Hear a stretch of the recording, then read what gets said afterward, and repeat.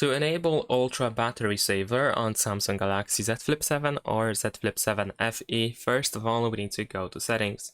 Over here we're gonna scroll down until you find Battery, and then in Battery Settings you want to tap on Power Saving over here.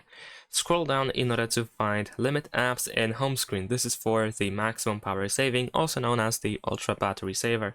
So if you enable this option and then turn off Power Saving, then your phone will look like this. As you can see, no widgets, no wallpaper, just selected apps, and that's pretty much it. This helps you save lots of battery in case you desperately need to survive until the next charge.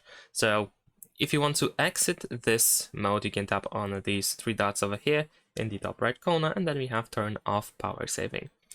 And if you go back to battery settings and reopen power saving, you might want to turn it off, because the next time you turn on power saving, you will actually re-enable the Ultra Battery Saver.